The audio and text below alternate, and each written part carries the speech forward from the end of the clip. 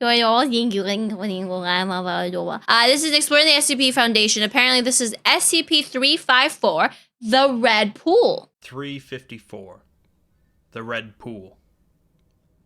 There are many aspects of SCPs that can make them interesting, from unique concepts of horror and science fiction, to gripping emotional writing, grotesque situations, or utterly alien dimensions.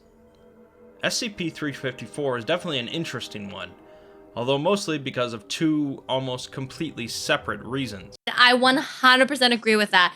Life is too short to be normal. Normal is boring, and I do not like boring. I like my life to be entertaining. I like to be entertained. I like to do fun things and have fun. On the surface, it's another SCP filled with horrific monsters, but it's not without its layers of complexity, and by the end, we'll be left with plenty of questions. Ooh. SCP-354 is, as the title... Guys, have you seen that new game called Pools? Have you seen the Pool game? But have you seen the game Pool? It's a new game. It's like a backroom style game, and you just walk around in a bunch of pools, and it's supposed to be like eerie and kind of creepy. No, you haven't? It just came out. It looks so good. It reminds me of the backroom part in the pools. It looks pretty cool, but this is what this picture reminds me of, the pools. It also eloquently suggests a pool of red liquid in northern Canada, although it is also sometimes Guys, this is a Canadian SCP. Let's go! Referred to as the blood pond due to the consistency and color of the liquid. The chemical composition of the liquid is still unknown, although the Foundation can confirm that it is not biological in nature. It seems to become more dense the further you go down, and the Foundation has yet to discover a bottom. What? The pool was supposedly first discovered by survivors of a plane crash, and it developed into a local legend before the Foundation stepped in. Originally, if I found water this color, the Foundation simply monitored the pool and deterred anyone from finding it. But after discovering the real danger of the pool, a site was built around it. Periodically, one or more entities will emerge from the red pool, varying in size, shape... Wait, the red pool is like an SCP spawn point? ...and capabilities, with nearly all of them being extremely hostile and dangerous. The first creature encountered by the Foundation resembled a giant bat that managed to wipe out the team observing the pool before being eliminated. After this, a proper site was built around the pool with an enclosure to stop any further entities from attacking the personnel. The next entity was a bear-sized creature resembling an echidna, covered in bulletproof spines, although it couldn't get through the enclosure and was eliminated with napalm. Bulletproof spines? It was freaking Knuckles? Next, a metallic sphere emerged from the pool that was capable of levitation and emitted concentrated beams of radiation. A doctor managed to strike it with a sledgehammer, causing it to explode. A few humanoid entities have also been seen, including a reptilian-looking creature roughly 15 feet tall, and a metallic entity described as a Terminator that was highly adept at combat and possessed some sort of cloaking device. A Terminator pool for the pool? The reptilian entity was killed by Mobile Task Force Omega-7, while the metallic one powered down after 60 minutes and was dismantled. Another humanoid entity that emerged seemed to be a human male of Indian descent that was killed on sight due to the enclosure still being damaged from a previous encounter. Testing on the remains seemed to show the entity being identical to an average human being. Wait! They killed the average human being! This poor Indian man! Other creatures encountered include feline entities made up of some sort of crystal, and something possessing large tentacles that retreated back into the pool after sustained gunfire. Tentacles?! So, the Foundation really had no way of preventing the pool from creating these entities, and thus they focused on trying to study any of these creatures, a task made difficult due to their hostile nature. We're not really given any information about how often these emergences occur. love Lovecraftian stuff. I love everything Lovecraftian. There's a video of this one YouTuber that talks about Cthulhu, and I want to watch. I don't know much about Cthulhu, but I love anything, like any movie that I've seen that had Lovecraftian horror in it, and like Bloodborne and stuff. I've loved it. Although in one case, there was a period of 8 months between encounters. 8 months? Wow. We then learn that there has been a period of 22 months since the last emergence. Oh. With the doctor in charge believing that either the pool is dying or dead, or that it is charging up for something big. Yeah, she does random sounds. There's like 70 different sound effects she can do. 5 Council believed it was the former, cutting the site's budget. Sometime later, the staff of the 354 site evacuated the facility, shutting down power to the area and taking a number of supplies. Why are you flipping me? You know how I feel about you guys showing new people my feet. They don't even know how weird we are yet. And vehicles with them. An MTF was sent to investigate, but the site's nuclear warhead was detonated before they could arrive. Instead, they caught up with the fleeing staff, which turned out to be both D-class and research personnel, as the chain of command had fallen apart. They were armed, and immediately began firing upon the MTF, killing the team. No further contact has been made with them. Oh yeah, wait, this is the moon magic. Hold on. I fucking hate this, guys. I press my button, and then this appears. This is my peace sign. With them since. Due to the detonation of the warhead, a new containment facility was built around the pool. This time focused entirely on containing the threats, rather than any study. This is because the new head of the site believes that the pool is capable of some sort of mental influence, which caused the previous incident. Finally, we're given an interview log with an agent that works at the 354 containment facility. It seems that a doctor had the idea to try draining the pool, which seemed to everyone to be a good idea, although he wonders why no one...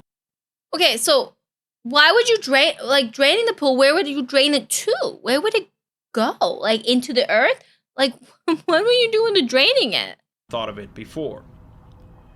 He claims that although the SCP entry makes it seem as if the Foundation has 354 under control, that's hardly the case, as every time another entity emerges from the pool, it manages to get loose in the building. Oh. The O5 Council approved the plan to drain... Okay, the question is, how did they get the pool from Canada into the SCP office? Like, how did they move the pool? ...drain the pool, and a massive pump was brought in. The agent claims that when they put the hose into the pool, everything stopped being real, like they were in a dream, but needed to wait. But if they put a hose in the pool and everything became a dream, how did the pool get moved in the first place? They built around it? That makes sense. Wake up in order to escape it. Everyone on site felt this sensation, and he claims that the pool wouldn't allow them to activate the pump. And now that they've tried to execute it, it's angry. Oh. The agent breaks into hysterics, saying that the pool is growing every day, and now they've made it angry. That might be enough for a good SCP, a deeply mysterious pool that spits out hostile entities and seems to have a mind of its own. But many would say it's the exploration log that really makes 354 what it is. Ooh. As we'll see, the exploration log is really almost its own separate SCP, as both could be enjoyed independently of one another. Wait, the log of the exploration of the pool can be considered its own SCP? But it does raise some even more interesting questions about 354. Since the pool gets denser as you descend, the Foundation sends a team in a vehicle described as a submarine with a drill attached to the front in order to explore the pool, whether to find the bottom, something inside of the pool itself, or to... Do you think this is where the millionaires drowned? ...to find another side. The crew consists of a doctor, 3 agents, 2 D-class personnel, a geologist, and a pilot. The vessel descends through the incredibly dense liquid for 2 days before gravity suddenly changed direction. Wait, if the liquid is dense, is it like jello? How dense is it? Or is it like consistency of honey? And they were now ascending rather than descending. On the 4th day of the mission, the vessel reached the surface of the pool, although they were definitely now in a different location than where they left. The ship analyzes the atmosphere, finding that the air is breathable, but it was nighttime when they arrived. Wait, they went into the pool and then they came out in another dimension? And continues to be dark for over 28 hours. Finally, dawn comes thanks to a huge red star in the sky, clearly not Earth's sun. The Doctor ponders whether they are in a different time, place, dimension, or plane of existence. They find that the red pool on this side is larger than the one contained by the Foundation, but the crew took an inflatable raft to the shore, finding the ground to be devoid of plant life aside from a fuzzy moss. The ground seems to be made up of some type of mineral, resembling a mixture of sand and flour. They begin hiking across the flat terrain in one direction for 2 hours, until suddenly their compass changes direction.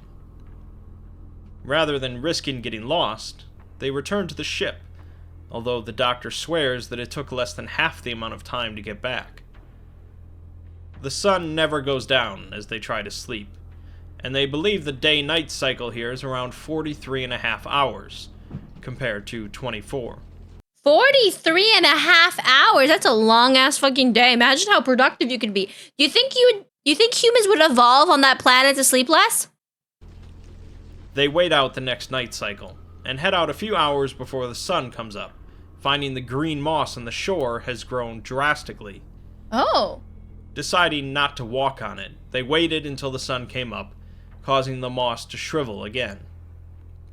It's at this point that the Doctor realizes that there's no wind whatsoever here, meaning there's practically no sound. They hike in a single direction for a while before setting up camp and sleeping. That would be so creepy! You're just standing there and it's silent. Despite the sun still being up. While they're sleeping, they're all awoken by some kind of roar from something big and reptilian. Oh, and no. It sounded like it couldn't have been further than 20 feet away. After emerging from their Does that mean the red pool is technically just a portal? And that all the creatures that emerged were creatures that fell into the pool on this side? Hence, they saw nothing, and the flat terrain for miles would certainly allow them to see a creature moving. They continued on, eventually leaving the mossy ground behind and finding a vast field of beautiful green grass, resembling a mowed lawn. The grass turned out to have extremely sharp points, as they discovered when someone tripped and fell, but their boots allowed them to easily walk through it. They eventually found a small stream. How did the person fall? And what did they fall and cut open their hand? After testing the water, found it to be actually liquid carbon dioxide, despite CO2 normally being a gas at this temperature. Next, they moved on to an area where the green grass turned brown and withered, and there were trees resembling birch, although the leaves were wrong. At some point, they lost one of the agents while they were walking, although no one knows when or how he disappeared, since the place is so quiet and they don't talk much. How did they disappear? The Doctor says there was an 8-hour window where he could have gone missing, but it's certainly strange that no one heard anything. While camping, one of the trees fell onto another agent's tent, mangling it, but leaving him unharmed. The agent swears that the tree wasn't that close, and no one knows how it could have fallen, but they agree not to camp near any trees. They hear another roar while walking, identical to the last one, although they can't figure out the source, or even agree on what direction it came from. Finally, they experienced their first rainfall, setting up their camp, and analyzing the rain to find that it's actually water, so they fill their canteens. The rain continues for 3 days, and when it finally subsides, they find the ground to be barely damp at all. What is this crazy alien fucking planet? They continue on, but some data corruption removes the next few days of logs, with the next entry being a little over 2 weeks since they had left the ship. They had apparently sighted a large cliff in the distance, but now, upon approaching it, realized that it's actually an artificially constructed wall. What? Roughly 50 feet high and made of solid, rusty iron. What? It extends as far as they can see in both directions, and they're unsure of how thick it is. Who built the wall? Is this Trump's wall? Did Trump build a wall in a parallel universe where there's monsters and grass that can poke your eyeballs out? Wait, did Trump just spawn through the stupid freaking bloody pool? One of the D-Class constructs a jury-rigged blowtorch, and they burn through the wall, discovering it's only about 1/4 of an inch thick. But, less than a foot past the wall, there's another layer. They end up burning through 8 layers before making it to the other side, finding an area with black grass, and finally, some wind. At this point, massive data corruption causes the log to lose nearly 2 weeks of material. 2 weeks? And when it comes back, the doctor remarks that they've concluded that coming here was a mistake, and they have to turn back. Apparently, they had passed through another barrier and gone much farther, but we have practically no details about what they found. Chat, listen to me. If you go to an alien planet that you find through the portal in a water basin, and you get up there and you walk for days and you find a wall, you turn back. You do not go through that wall. Somebody caged something in, and you don't want to find out what's on the other side of the wall. The doctor remarks that the geologist has lost a lot of blood, and he probably won't make it through the night. They awoke to find that the geologist... Why did he lose blood? What happened to him? ...has crossed, whatever that means, and they had no choice but to terminate him. One of the agents says that what? Zombie people? Something back home might be able to help him, but they can't afford to have him slow them down. The doctor mentions that they only have a few more days until something happens, but more data corruption cuts him off, and we jump forward another 8 days. He says that they made it back to the ship with only an hour or 2 to spare, and we learn that only the doctor, the 2 D-Class, and the pilot have survived. Look at those D-Classes! Look at them holding on and hanging on. They're prepared for anything. Let's go, D-Class. Although the pilot and one of the D-Class hadn't gone on that hike. The 4 activate the vessel and begin descending back through the pool, but more data corruption occurs. And see, I think it'd be very smart if you're traveling with a pilot, only one person knows how to pilot the ship. You're not letting that pilot risk his life for anything. You're keeping that pilot safe. Ending the log. Finally, we learn that this document was discovered in the Foundation's database, and that a mission to explore 354 has never been suggested or approved, and no records of any of the personnel mentioned seem to exist. Wait, what? The exploration log is a bit more divisive than the 354 entry itself, since it sets up a really unique and interesting world, and then leaves so much hanging on its climax. Depending on your perspective, this either serves to make the log even more interesting, or more frustrating. What it certainly does do is raise a lot of questions, both about this other world and the Red Pool itself. Where is this other world, and why does it connect to ours only through a red pool? Why is there no wind? What was that roaring sound? Why did the streams consist of CO2 and yet it rains water? And what built the wall? Of course, the biggest questions are what happened to the team on the other side of the wall? What did the doctor mean when he said the geologist crossed? And why were they running out of time? Finally, where exactly did this log come from? And is it possible that the red pool connects to different dimensions, or even somehow managed to fabricate the log to prevent further explorations?